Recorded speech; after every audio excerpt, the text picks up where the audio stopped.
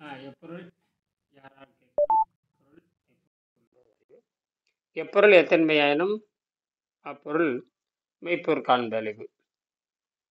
நாம இந்த பல ஆண்டுகளாக நாம் இந்த ஆஹ், உணவில்லாமல் வாழும் கலை, நீர் உணவு முறை என்பதை நாம் சொல்லிக் கொடுத்துட்டு வர்றோம். இந்த உணவில்லாமல் வாழும் கலை, நீர் முறை என்பது உங்களுடைய உணவு பழக்கத்துக்கு எதிரானதல்ல. உணவில்லாமல் வாழும் கலை என்பது உங்களுடைய உணவு பழக்கத்துக்கு எதிரானது. பல காணொளி பண்ணியிருக்கேன். இந்த உணவு பழக்கம் என்பது அது எண்ணத்தை அடிப்படை கொண்டது. எண்ணத்தை நீங்கள் கட்டுப்படுத்த முடியுமா? எண்ணத்தை ஏன் கட்டுப்படுத்த முடியும்னு கேட்டிங்கன்னா, எண்ணம் வேறு, உடல் வேறு. ஆனா எண்ணத்தை கட்டுப்படுத்துன்னு சொல்லிட்டு எண்ணம் விரும்புகின்ற உணவுப் பொருளை சாப்பிட்டு நாம் உடம்பை கெடுத்துக் கொள்கிறோம். இது வெள்ளைக்காரர்களுக்கு புரியறதுக்கு வாய்ப்பு இல்லை. ஏன்னா அவங்களுக்கு பகுத்தறிவும் கிடையாது, பகுத்தறிவை தாண்டி இருந்தா நீங்களே நோயை குணமாக்கி இருக்க முடியும். நோய் வந்து எண்ணத்தின் காரணமாக எண்ணத்தின் காரணமாக நாம் உணவு பழக்கத்துக்கு அடிமையாயிடுறோம். எண்ணத்தின் காரணமாக உணவு பழக்கத்துக்கு அடிமையானோடனே இந்த உடம்புங்கிற மிகப்பெரிய கோயில், ஒரு மருத்துவராக இருந்து வாழ வேண்டிய கோயில் வந்து நோயாளியா மாக்கி விட்டான். இந்த உடம்பு வந்து ஒரு மருத்துவர், அதாவது சகலமும் கற்றுக்கொள்ளக்கூடிய ஒரு உடம்பு என்பது சகலமும் கற்றுக்கொள்ளக்கூடிய ஒரு, என்ன சொல்லலாம், ஒரு மாணவன் மாதிரி இருக்குது. அது எதை வேணாலும் இந்த உடம்பு கற்றுக்கொள்ளும். இது அறிவியலை கற்றுக்கொள்ளும், அறிவியல் இருக்கிற பல பாடங்களை கற்றுக்கொள்ளும். அதில் தான் விஷயம் வருது. அப்போ உடம்பு வந்து அதனால நம்ம பல்வேறு தொழில் நுட்பத்தை நம்மளால் கற்றுக்கொள்ள முடியும். நமக்கு வசதி வாய்ப்பு இருந்தால் எந்த தொழில்நுட்பத்தை கற்றுக்கொள்ள முடியும். மருத்துவம், பொறியியல் கற்றுக்கொள்ளலாம், எந்த தொழிலோட செய்யலாம். நாம் வந்து ஒரு இயற்பியல் செய்யலாம், வேதியியல் செய்யலாம், பொறியியல் செய்யலாம். அதற்கான வழிகாட்டுதல் நமக்கு இருக்கணும். அதற்கான வழிகாட்டுதல் இருந்தால் இந்த கலைகளை கற்றுக்கொள்ற மாதிரி தான். அது பெரிய அதிசயமே கிடையாது. வேலை என்பது வேறு, கல்வி கற்றல் என்பது வேறு. கற்றல் என்பது நாம் புரிந்து கொள்வதற்கும் நாம் எப்படி ஒழுக்கமாக வாழ வேண்டும் என்பதற்கான ஒரு அடிப்படை தான் கற்றல். கற்றல்படி நடக்கணும். கல்வி என்றால் என்ன? குற்றமற கற்றுக்கொள்ளுதல். கல்வி என்றால் குற்றமற கற்றுக்கொள்ளுதல், அவ்வளவுதான். தூய்மையாக கற்றுக்கொள்ளுதல், கற்ற பிறகு அதன்படி நடத்தல், இதுதான் கல்வியினுடைய அடையாளம். திருவள்ளுவர் கல்விக்கு அழகா சொல்லியிருக்காரு. திருவள்ளுவர் கல்வி பற்றி சொல்கின்ற பொழுது, கற்க கசடர கற்பவை கற்ற பெண்ணுங்கிறாரு. சரி, எதை கற்க வேண்டும்? அதான் விஷயமே. தேடி பிடித்து கற்றுக்கொள்ள வேண்டும். முதல்ல எதை கற்க வேண்டும் என்று சொன்னால், நல்ல பழக்க வழக்கங்களையும் ஒழுக்கத்தையும் நாம் முதல் கற்றுக்கொள்ள வேண்டும். ஏன்னா நல்ல பழக்கமும் நல்ல ஒழுக்கமும் இருந்தால் மட்டும்தான் நாம் நம்மை தயார் செய்து கொள்ள முடியும். ஆனால் இன்று சொல்லப்படுகின்ற கல்வி முறை என்பது வெறுமனே எந்த ஒரு அறிவியலும் இல்லாமல் வெறுமனே வெள்ளைக்காரர்களுடைய ஏமாற்று கல்வி முறையை தான். வெள்ளைக்காரர்கள் நம்மை ஏமாற்றுவதற்காகத்தான் கல்வியை கொடுத்தார்கள். வெள்ளைக்காரர்கள் நம்மை ஏமாற்றுவதற்காக கல்வியை கொடுத்தார்கள். கல்வியை கொடுத்துட்டு நம்மை என்னென்ன பண்ணியிருக்கான்னு உங்களுக்கு தெரியும். நம் வெள்ளையர்களால் பெற்றதை காட்டிலும் இழந்தது ஏராளம். ஆகையினால பெற்றதை காட்டிலும் இழந்தது ஏராளம். அதனால தான் நம்ம வெள்ளைக்கார கல்வியை நம்ம எதிர்க்கிறோம். சரிங்களா? நாம் செய்முறை கல்விக்கு மட்டும்தான் மரியாதை கொடுக்க முடியும். நமது கலைகள் அத்தனையுமே செய்முறை தான். ஏற்கனவே 7000 ஆண்டுகளாக தமிழர்கள் பல்வேறு கலைகளை கற்றிருந்திருக்கார்கள். கிட்டத்தட்ட தமிழர்கள் வரலாறுன்னு பார்த்தீங்கன்னா, தமிழர்கள் வரலாறு என்பது ஏறத்தாழ ஒரு 16,000 ஆண்டுகளாக அது தொடர்ந்து வருகிறது. உலகத்தில் இருக்கிற பல நாகரிகங்களோடு போட்டி போடுகிறது. உலகத்தோடு இருக்கிற பல நாடுகளோடு போட்டி இருக்கிறது. அதுக்கு நம்ம நாட்டில் இருக்கிற நிறைய எச்சங்கள் நமக்கு சாட்சியாக இருக்கின்றன. ஏற்கனவே நமக்கு வந்து நம்மளுடைய சாட்சிகள், பல வகையான ஊர்கள், கடலில். தமிழர் நாகரிகம் என்பது சாதாரண நாகரிகம் அல்ல. தமிழர் நாகரிகம் உலக நாகரிகத்துக்கெல்லாம் எடுத்துக்காட்டாக இருக்கும். உதாரணத்துக்காக இப்போ நமக்கு வந்து தமிழர் நாகரிகம், நம்ம வந்து எங்கிருந்து இருக்கிறோம் அப்படிங்கிறதுக்கு சாட்சி நம்ம கடல்ல நமக்கு பூம்புகார் சாட்சியாக இருக்கிறது, குமரி கடல் சாட்சியாக இருக்கிறது, மதுரை சாட்சியாக இருக்குது, வைகை, இப்படி எல்லா பக்கமும் நமக்கு சாட்சி இருக்குது. தமிழ்நாட்டில் தோண்ட தோண்ட தோண்ட தோண்ட நிறைய ஆதாரங்கள் கிடைத்து கொண்டு வருகின்றன. இதிலிருந்து பார்த்தீங்கன்னா உலகத்தோடு போட்டி போடக்கூடிய அளவுக்கு இயற்கை அறிவியலை கற்றிருந்திருக்கிறார்கள். வேதியியலை கற்றிருக்கிறார்கள். அப்புறம் உயிரியலை கற்றிருக்கிறார்கள். பொறியியலை கற்றிருக்கிறார்கள். இந்த நாடுமே ஒரு கல்வியினுடைய அடிப்படை. இதில் போக ஒழுக்கத்தை கற்றிருக்கிறார்கள். அந்த ஒழுக்கத்தில் சிறந்தது யோக நூல்களான திருமந்திரம், சிறந்த வழிகாட்டு மனிதனுடைய நெறியை சொல்லக்கூடிய வாழ்வியல் நெறி, ஒழுக்கம், பண்பு, கல்வி, கற்றுக்கொள்ளல் இதெல்லாம் சொல்லக்கூடிய நமக்கு திருக்குறள் கிடைத்திருக்கிறது. அதுபோக ஏராளமான மெய்யியல் நூல்கள், தேவாரம், திருகாசம் இதெல்லாம் சொல்லவே தேவையில்லை. இதெல்லாம் நமக்கு கிடைச்சிருக்குது. இது போக பல நாடுகள் இருக்கிற தத்துவத்தை நாம் புரிந்து கொள்ள முடியும். திருவள்ளுவர் அப்படிதான் சொல்லுவார். யாரு சொன்னாலும் ஆராய்ச்சி பண்ணி பாருன்னு சொல்லுவார். திருவள்ளுவர் நாம் கண்டுபிடித்தது மட்டும்தான் அறிவு என்று சொல்லவில்லை. உலகத்தில் யார் கண்டுபிடித்து கொடுத்தாலும் நாம் அதை சரிவர ஆராய்ச்சி பண்ணி பார்த்து நாம் என்ன பண்ணணும், அதில் இருக்கிற உண்மைகளை தேடிப்பிடித்து நன்மை இருக்குமானால் அதை நம்ம அதை பின்பற்றி கொள்ள வேண்டும். அதுதான் நம்மளுடைய அறிவு. அதுதான் திருவள்ளுவர் சொல்லுவார், எப்பொருள் யார் எவரை கேட்பினும் அப்பொருள் மெய்ப்பொருள் காண்பது அறிவு அப்படின்னு சொல்லுவார். அதுபோக என்னன்னு சொல்லுவார், எப்பொருள் எத்தன்மையாயினும் அப்பொருள் மெய்ப்பொருள் காண்பது அறிவு. இது பார்த்தீங்கன்னா அறிவுடைமையில் ஒன்று சொல்லியிருப்பாரு, இன்னொன்று மெய்யுணர்தல் சொல்லியிருப்பாரு. மெய்யுணர்தலுக்கும் தனி ஒரு அதிகாரம் இருக்கிறது, அறிவுடைமை என்பது ஒரு அதிகாரம். ரெண்டும் சின்ன சின்ன வேறுபாடு தான். அதாவது எதுவாக இருந்தாலும் ஆராய்ச்சி பண்ணும்பாரு. இதெல்லாம் நம்ம யோசிச்சு பார்க்கணும். ஆகையால நம்ம தமிழர் நாகரிகம் கூட சாதாரண விஷயம் இல்லை. நம்ம நாகரிகம் கிட்டத்தட்ட 20,000 ஆண்டுகளாக தொடங்குகிறது. தொடக்க நாகரிகம் மயன் தான் நமக்கு அடிப்படை என்று சொல்லலாம். மயன் நாகரிகம் ஒரு கிட்டத்தட்ட ஒரு 18,000 19,000 ஆண்டுகள் ஆகுது. மயன் எழுதிய அந்த மயன் எழுதிய பிரணவ வேதம் என்ற நூலும் அவர் தொகுத்து கொடுத்த ஐந்திர வல்லமை இதெல்லாம் நமக்கு புரிந்து கொள்ள முடியாத கடுமையான தமிழ் சொற்கள். இப்போ கீழடியில் பார்த்தீங்கன்னா கீழடி, ஆதிச்சநல்லூர், அப்புறம் திருநெல்வேலி, பல இடத்துல பார்த்தீங்கன்னா 300க்கு மேற்பட்ட அகழ்வாய்வு பண்ணுறவங்க நிறைய கிடைச்சிருக்கிறாங்க. அதில் பார்த்தீங்கன்னா 3,500 கிட்டத்தட்ட 4,000 ஆண்டுகளுக்கு முன்பு, 5,000 ஆண்டுகள் கிட்டத்தட்ட பார்த்தீங்கன்னா அப்படின்னா பார்த்தீங்கன்னா திருக்குறளே நமக்கு 2,000 ஆண்டுகள் சொல்லப்படுது. திருமந்திரம் 3,000 ஆண்டுகள் சொல்லக்கூடியது. அப்புறம் தொல்காப்பியம் பார்த்தீங்கன்னா கிட்டத்தட்ட அது 10,000 ஆண்டுகளுக்கு முன்பாக. அப்படின்னா எழுத்தறிவு பெற்ற சமூகம் எல்லாம் செயல் வடிவத்தில் எழுதியிருக்காங்க. அப்பெல்லாம் பார்த்தீங்கன்னா செயல் வடிவம், அப்போ சாதாரண மக்கள் செயல் வடிவத்தை பேசியிருக்காங்க. செயல் வடிவத்தை கேள்வி கேட்பாங்க, செயல் வடிவத்தில் பதில் சொல்லுவாங்க. ஆக சாதாரண பானை ஓட்டில் தன்னுடைய குடும்ப பெயர், தன்னுடைய பெயரை இளம் பெண்கள் எழுதியிருக்காங்க. அப்படின்னா என்ன அர்த்தம், தன்னுடைய இப்போ பார்த்தீங்கன்னா எல்லாருமே ஒரு ஒரு பாத்திரத்தில் தன்னுடைய பேரை பதிக்கிற மாதிரி ஒரு பாத்திரத்தை அந்த காலத்தில் பார்த்தீங்கன்னா பாத்திரத்தை தன் பேரை பதிப்பாங்க. அதே போல் தன் குடும்ப பெயர்களை எல்லாம், தன்னுடைய பெயர்கள் எல்லாம் பானையில் பதிச்சிருக்கிறாங்க. இப்போ 3,000 ஆண்டு, 4,000 ஆண்டு, 5,000 ஆண்டு இப்படி போயிட்டே இருந்தோம்னு எங்கேயோ போகுது. அப்புறம் எழுத்து வடிவத்தை ஒழுங்குபடுத்தியிருக்கிறாங்க. இப்போ இருக்கிற எழுத்து வடிவம் நாம் அது உருமாறி கிட்டத்தட்ட ஒரு 20,000 ஆண்டுகளாக உருமாறி இப்போ தமிழ், இளமை தமிழ் காலத்துக்கு அந்த மாதிரி தன்னை புதுப்பித்துக் கொள்கின்ற பரிணாமத்தை நம்ம பேசுறது இப்போ பரிணாம தமிழ், வளர்ச்சி தமிழ், தொல் தமிழ் அப்படிலாம் இருக்குது இல்லையா. இந்த தொல் தமிழ் நிறைய நமக்கு கிடைச்சிருக்கு. அதனால தமிழர் நாகரிகம் என்பது சாதாரண விஷயம் அல்ல. திருமந்திரம் கூட என்னை நன்றாக தமிழ் செய்யுமாறே அப்படின்னு தான் சொல்றாரு. திருமலர் கூட இறைவன் ஒரு ஆற்றல், இறைவன் ஒரு அரசன், இறைவன் இயற்கை, இறைனா ஆற்றல், இறைன்னு இப்படி சொல்லிட்டே போகலாம். இறைனா ஆற்றல், அந்த ஆற்றலுக்கு இவன் என்னதுன்னா இறைனா ஆற்றல், இறைனா உணவுன்னு ஒரு அர்த்தம் இருக்கு. அந்த ரை வேற, இந்த ரைன்னு இருக்கு. இறைனா ஆற்றல், இறை ஆற்றல்மாங்க.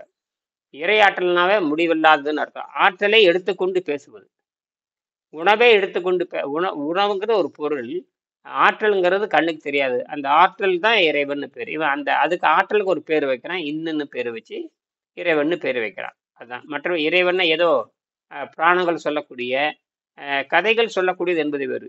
பிராணங்கள் என்பது வேறு, செய்முறை என்பது வேறு, நடைமுறை என்பது வேறு. பிராண கதைகளை சொல்லி மனிதனை திருத்துவதற்கு முயற்சி செய்கிறார்கள். ஒரு பிராணம் என்பது இறுதியானது அல்ல, நடைமுறை செய்து என்ன கண்டுபிடித்தான். அதான் பிராண கதைங்கிறது மனிதனை ஒழுங்குவதற்கு சொல்லப்பட்டது, அது இறுதியானதல்ல. புழுகு கதைகளும் புராண கதைகளும் உயிர்ப்பித்தை கூடுவது மனிதனை கொஞ்சம் ஊக்குவிக்கிறதுக்காக சொல்றது. அப்படி செஞ்சாங்க, இப்படி செஞ்சு மலையை தூக்கி அடிச்சாங்க, ஒரே தாண்டுல மலையை தாண்டி போனாங்க. இதெல்லாம் வந்து எப்படின்னு கேட்டிங்கன்னா, மனிதனை ஊக்கப்படுத்துவதற்காக சொல்லப்படுவதை தவிர அதுக்குள்ள எந்த ஆதாரமும் கிடையாது. ஆனால் கல்விக்கு ஆதாரம் இருக்கிறது, கற்றுக்கொண்டதுக்கு ஆதாரம் இருக்கிறது, யோக கலைக்கு ஆதாரம் இருக்கிறது, பக்தி இலக்கிய ஆதாரம் இருக்குது. எக்கச்சக்கம் உலகத்திலே அதிக இலக்கியங்கள் கொண்டது தமிழ் இலக்கியம் தான். அதனாலதான் எல்லா நாட்டு மக்களும் தமிழை கற்றிருக்கிறார்கள். ஒரு 200 300 ஆண்டுக்கு முன்பாகவே இங்கிலாந்திலிருந்து வந்தவங்க, அப்புறம் இத்தாலியிலிருந்து வந்தவங்க, ஐரோப்பிலிருந்து வர்றவங்க, ஜெர்மனிலிருந்து வந்தவங்க, பல்வேறு நாட்டு மக்கள் தமிழை படித்து, தமிழ் இருக்கிற சொற்களை படித்து, தமிழுக்கு சீர்திருத்தம் பண்ணிட்டு போனாங்க. தமிழை சீர்திருத்தவர்கள் பார்த்தீங்கன்னா வீரமாமுனி, பெஸ்கி பாதிரியார்னு சொல்லுவாங்க. ஜோசப் பெஸ்கி பாதிரியார் என்பது தமிழுக்கு ஒரு மிகப்பெரிய ஒரு மாணவர். தமிழுக்கு ஒரு மாணவர் இப்படிலாம் இருந்துட்டு போனாங்க. அப்போ நம்ம என்ன பண்ணுறோம்னா, இப்போ எண்ணங்களை பற்றி பேசுகின்ற பொழுது நாம் இதில் எண்ணங்களை அடக்குவது, இப்போ எண்ணங்களை மாற்றினால் ஆரோக்கியம் கிடைக்குமா? கிடைக்கவே கிடைக்காது. ஆனால் எண்ணத்திற்கும் உணவுக்கும் என்ன தொடர்பு, அதை பற்றி இந்தியாவில் யாரும் பேசுறதில்ல. பேசிட்டாங்கன்னா அவங்க கண்டுபிடிச்சிடலாம். இப்போ தான் வெளிநாட்டில் இப்போ தான் என்ன பண்ணுறாங்கன்னா, ஒரு 60 70 ஆண்டுகளுக்கு முன்பாக, இப்போ கிட்டத்தட்ட ஒரு 50 ஆண்டுக்கு முன்னாடி தான் எண்ணம்னு ஒன்று இருக்கிறது, மனம்னு ஒன்று இருக்கிறதுன்னு இப்போ தான் அவங்க உணர்றாங்க மேலைநாட்டவர்கள். நாம் எப்போவே எழுதி வச்சிட்டோம். வினைத்திற்பை என்பது ஒரு மனத்திற்பம், அப்புறம் வந்து மனம் அது செம்மையானால் மந்திரம் செவிக்காது, இப்படிலாம் சொல்கிறோமே இல்லையா? ஆக இப்போ இதெல்லாம் வந்து நம்ம எங்கே இருக்குங்கிறது நம்மகிட்ட இருக்குது. இப்போ மனம்னு ஒன்று இருக்கே இல்லையா? இப்போ மனம்னு ஒன்று இப்போ அது தனியாக ஆராய்ச்சி நடக்குது. இப்போ மூளை என்பது வேறு, மனம் என்பது வேறு. இப்போ அதுதான் பெரிய விஷயமே. அறிவு என்பது வேறு, மனம் என்பது வேறு. அறிவில் தெளிவானாலும் மனம் ஒத்துக்கொள்ளாது. மனம் கெட்டு போய் விட்டதும்பாங்க, அறிவு கெட்டு போட்டதுன்னு யாரும் சொல்ல மாட்டாங்க. மனம் என்பது தனி ஆளுமை, அதுக்கு எந்த வகையான வடிவமும் கிடையாது. அது ஒரு வகையான ஆற்றல், அவ்வளவுதான். அதுக்கு வந்து அது போட்டான், அது வந்து ஒளித்துகள், அவ்வளவுதான். அறிவை கூட ஏதாவது செய்து காட்டலாம், மனதை எப்படி செய்து காட்டுவீங்க? மனம் என்பது ஒரு இதுதான் இயற்கை தன்மை. அப்ப உடம்புக்கு வந்து 2 தன்மை இருக்கிறது. அறிவை வைத்துக்கொண்டு வேலை செய்வது, மனதை வைத்துக்கொண்டு வேலை செய்வது. அதனால மனிதனுக்கு பேரு அப்ப மனிதனுக்கு பேரு மனிதனு தானே இருக்கு. ஏன் மனதை அடிப்படை கொண்டது, மனம்ங்கிற வேர்ச்சொல் அடிப்படை கொண்டது மனிதன்கிற பேரே தமிழ் சொல்லே வந்தது. மனம் என்கிற அந்த தன்மையை கொண்டுதான் அந்த சொல்லே பிறக்குது. மனிதன்கிற சொல்லே பிறக்குது. மனிதா, மனிதன், மனுஷிய, இதெல்லாம் மனதிலிருந்து போறது. இதெல்லாம் தமிழ் தான் அடிப்படை. மேன்கிற ஆங்கில சொல்லு கூட, மேன்கிற ஆங்கில சொல்லு வந்து மனிதனை குறிக்கிறது. அந்த மேன்கிற ஆங்கில சொல் தமிழிலிருந்து போனக்கூடிய வேர்ச்சொல். இப்போ மேனுங்கிறதுக்கான வேர்ச்சொல் எங்கே? மேன் எங்கே இருந்து வந்தால் தமிழ்லேருந்து தான் போயிருக்கணும். தமிழ் தான் எனக்கு மூலம். அதனால நம்ம வந்து மனதை வைத்து கொண்டு தான் நாம் வந்து இங்கே வந்து ஆரோக்கியத்தை பற்றி பேச முடியுமே தவிர அறிவை வைத்துக்கொண்டு மனிதன்கிற வார்த்தைக்கு வந்து இன்னொரு வார்த்தை இருக்கா தமிழ்ல? இல்லை இல்லை, மனம் தான். நாயும் மனம் 2 சொல்லி மனம் தான், வேற எதுவுமே கிடையாது. அது உள்ளம் சொல்லலாம், அது வேற. உள்ளம்னு மனம் தான். உள்ளம் உள்ளுதல், உள்ளம், இப்படிதான். மனம்ங்கிறது ரொம்ப எளிமையானது. இன்னொரு மனம்னா திருமணத்தை குறிக்கும். 3 சொல்லி போட்டா திருமணம். ரெண்டு மனம் சேர்ந்துட்டா திருமணம், அவ்வளவுதான். 2 மனங்கள் சேர்ந்தால் திருமணம், அதுதான் விஷயமே. இப்ப மனத்துக்கு வெவ்வேறு பேர் இருக்கு. உள்ளம் அது என்னது? மனம்தான். எண்ணம்னாலும் மனம்தான். எண்ணத்தில் உதித்ததும்பான். உள்ளத்தில் உதித்தது, மனதில் உதித்தது, எண்ணத்தில் உதித்தது, உள்ளத்தில் உதித்தது. இதுல தமிழ் வந்து வெவ்வேறு, அதே தான் அர்த்தம். ஆனால் மனம்ங்கிறது எல்லாத்துக்கும் புரியும். ஏன்னா மனம்ங்கிறது எல்லா மொழியிலையும் போகுது. மனம்ங்கிறது எல்லா மொழியிலையும் போடுது. இங்கிலீஷ்லயும் மனம்தான், சமஸ்கிருதத்திலே மனம்தான், தெலுங்கு, கன்னட, மலை, உலகத்திற்கு எல்லாத்திலையும் மனம்தான். மனத்தை கண்டுபிடித்தவர்களே தமிழர்கள் தான். மனம் அப்படிங்கிற சாதாரண விஷயம் இல்லை. அப்ப இதுதான் நமக்கு இருக்குது. அதனால நம்ம வந்து புராண கதைகளை விடுத்து, புராண கதைகளை வந்து மனிதனை செழுமைப்படுத்துவதற்காக, அவன் தவறாக போகக்கூடாதுங்கிறக்க கொஞ்சம் ஆற்றலை கொஞ்சம் தூக்கி பேசுறது. அதெல்லாம் மனிதனுடைய கற்பனைக்கு எட்டாத சில செய்திகளை பேசி நிரூபிக்கிறது. அதுக்கு நிரூபிக்கணுங்கிற அவசியம் கிடையாது. ஆனால் ஒழுக்கத்தை நிரூபிக்கலாம், பண்பை நிரூபிக்கலாம், நோய் வந்தால் தீர்ப்பதை நிரூபிக்கலாம். நோய் வந்து தீர்க்க முடியும். பசி நோயை தீர்க்க முடியும். நீங்க வந்து பாலஸ்தீனத்தில் பசிக்காக பிச்சை எடுக்கிறாங்க, அடிப்படையில் தப்பு. பிச்சை எடுக்கணும்னு அவசியம் இல்லை. குழந்தைகளுக்கு தான் உணவு, பெரிய கழுத்துகளுக்கு உணவே தேவையில்லை. அவனுக்குள்ள உடம்பை சுத்தப்படுத்தணும். அவனுக்கே தெரியும், ஒருவேளை உணவுல வாழ்ற அவங்களுக்கே தெரியுமே. ஒருவேளை உணவு வாழ்றது அவங்களுக்கே தெரியும். அவங்க சட்டத்திலே வந்து பார்த்தீங்கன்னா, மத சட்டத்துல கூட நோன்பு இருக்க சொல்றாங்களே. ஒரு மனிதன் 15 வயசுக்கு மேல நோன்பு இருக்கலாம். ஒருவேளை உணவு சாப்பிட்டு வாழலாம். தண்ணீரும், சில கனிகளும் இருந்தா போதும். எல்லா நோய்களும் குணமாயிரும். எல்லா நாட்டையும் அடக்கிரலாம். குழந்தைகளுக்கு தான் பல உணவுகள் தேவை. அப்படிலாம் போயிட்டு இருக்குது. அப்ப உள்ளபடி இயற்கை சட்டத்தை புரிந்து கொண்டால், யாருடைய உதவி இல்லாமல் நம்ம வாழலாம். இயற்கை ஆற்றல்ல தான் மனிதன் வாழ முடியும். இப்ப நாம வந்து அந்த எண்ணத்தின் வழியாக எப்படி உடலை சுத்தம் செய்வது? இப்ப நாம வந்து ஒரு பொருள ஒரு ரூ. 10 நம்மட்ட இருக்குதுன்னா, அந்த ரூ. 10 எப்படி செலவு செய்வோம்? ரூ. 1 ஒரு பொருளை வாங்கினோம். ரூ. 1 காகிதம் வாங்கினோம். ரூ. 1 எழுதுபொருள் வாங்கினோம். இன்னொரு ரூ. 1 கீரை வாங்கினோம். இன்னும் ரூ. 1 காய் வாங்கினோம். ரூ. 1 கனி வாங்கினோம். இப்படியெல்லாம் சொல்றோம் இல்லையா? அதே மாதிரி தான் நாம் விருப்பப்படி சாப்பிடுற பலகாரங்களை, நாம் சாப்பிடுகின்ற பலகாரங்களை உடம்பு எப்படி செலவு பண்ணுது? உடம்பு எப்படி செலவு பண்ணுது? செலவுன்னா வெளியேறுதுன்னு அர்த்தம். செலவுனாவே என்ன அர்த்தம்? வெளியேறுதுன்னு அர்த்தம். ஏன் வெளியேற்றுது? உடம்பு அதை விரும்பலைன்னு அர்த்தம். இப்ப ஒருத்தனை வீட்டுக்குள்ள வர்றாங்க, வெளியே போகணும்னு எதுக்கு சொல்றான்? அவனை நம்ம பிடிக்கலன்னு தான் சொல்றான். அவன் நல்லவனா இருந்தா நம்ம உள்ள உட்கார வச்சு அவனுக்கு வந்து எல்லாமே செய்றோம். அதே போலதான் உடம்பையே உணவை வெளியேற்றுதுன்னு காட்டினா அதுக்கு தனக்கு பிடிக்கலன்னு அர்த்தம். பிடிக்காதனால தான் அது என்ன பண்ணுது? அந்த நாற்றத்தோட என்ன உணவு சாப்பிட்றோமோ அதே நாற்றத்தோட அழுகி போன என்ன வாடை வரும்? அந்த வாடையோட போகுது. உள்ள போடுறப்ப மனதை ஏமாற்றுவதற்கு என்ன பண்றான்? மனதை ஏமாற்றுவதற்கு செயற்கையான மனமூட்டிகளை கொடுத்து தான் இந்த உணவு சாப்பிட்றீங்க. அது மட்டும் இல்ல, போலியான சுவையை கொடுத்து உள்ள தள்ளுறீங்க. ஒரு உப்பு சப்பே இல்லாத கேவலமா இருக்கிற ஒரு நாற்றம் பிடித்த உணவை கூட, ஒரு அருவருப்பான உணவை, நாமளும் அப்படித்தானே, நமக்கு ஒண்ணுமே தெரியாது, இப்பதானே புரிஞ்சுக்கிறோம். ஒரு அருவருப்பான உலகத்துல அருவருப்பான உணவு இறைச்சி. அருவருப்பான உணவு உலகத்துல அருவருப்பான தொழில் வந்து உணவு தொழில் தான். உலகத்துல அருவருப்பானது, நாற்றம் பிடித்தது, அழுகல் நாட்டம் உடையது. ஒரு சமையல் கடை எவ்வளவு நாற்றம் அடிக்குது, கெட்டுப்போன உணவு எவ்வளவு நாற்றம் அடிக்குது. அப்ப நாற்றத்தை தான் நம்ம சாப்பிடுகிறோம், அதை புரிஞ்சுக்கணும். ஏன்னா எல்லாமே விஷமாக மாறக்கூடியது. இதை நம்ம தூய்மை பண்ணிதமா உணவே அழுகி கூறுறது உலக நாற்றம் பிடித்தது. ஒரு சமையல் கட்டில போய் பாருங்க, எவ்வளவு நாற்றம் அடிக்குது. எல்லாம் நம்ம நாற்றத்துல தான் வாழ்றோம். எல்லாமே வேதிப்பொருளை மாறுப நாற்றம் அடிக்க தான் செய்யும். எந்த உணவும் பூ மாதிரி மணக்க போறது இல்லை. எந்த உணவும் ஒரு பூவில் இருக்கிற வாசனை மாதிரி வெளியே போறப்ப அந்த நாற்றத்தோட போறது இல்லையே. அப்ப நம்ம மனதை ஏமாற்றுவதற்கு தானே செயற்கை வாசனை கொடுக்குறோம். அப்படி செயற்கை வாசனை கொடுக்கறத இந்த உணவு தொழில். செயற்கை வாசனை கொடுத்து செயற்கை சுவையை கூட்டி மனதை ஏமாற்றி போதைப் பொருளுக்காக கண்டுபிடிக்கப்பட்டதா உணவு. மனிதனுடைய சோம்பேறித்தனத்திற்காக கண்டுபிடிக்கப்பட்டதா உணவு.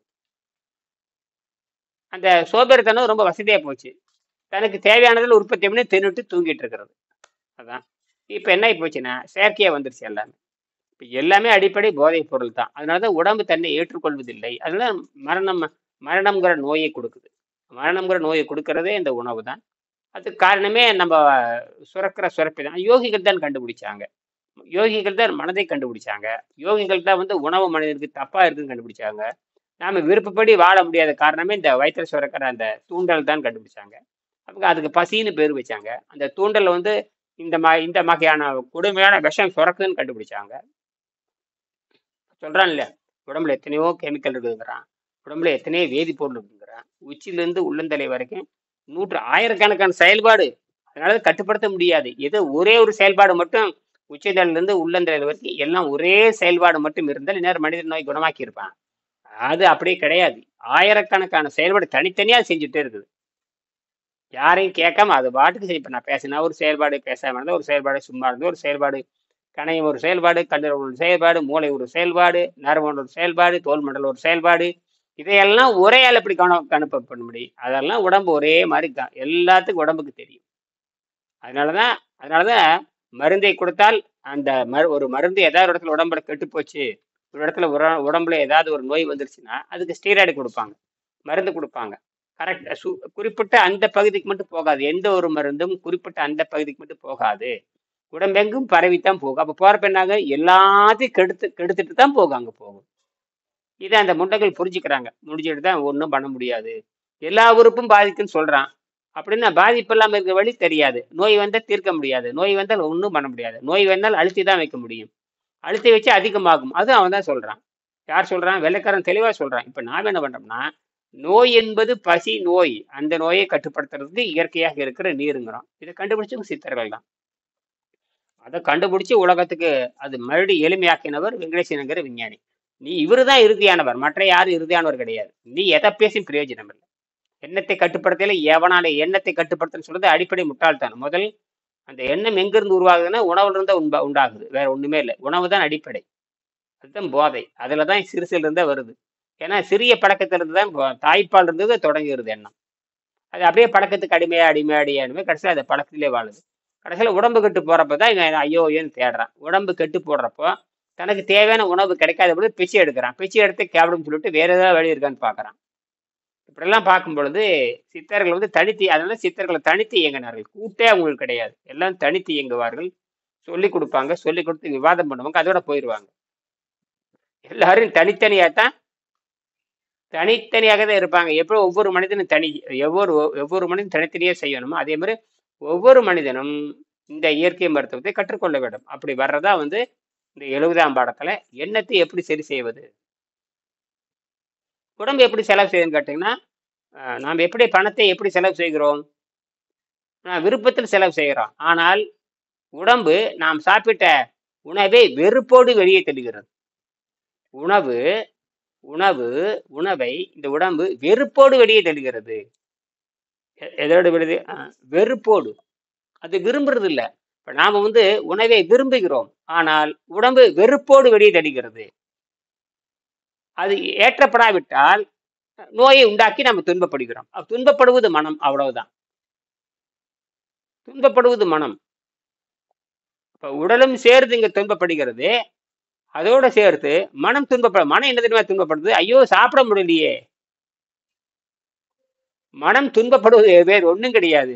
ஐயையே நாம அனுபவிக்க சிகரெட் குடிக்க முடியலையே, இறைச்சி திங்க முடியலையே, பலகாரம் திங்க முடியலையேன்னு அந்த வருத்தப்படுது. மனதுக்கு வந்து உடல் மேல் அக்கறையே கிடையாது. மனதுக்கு வந்து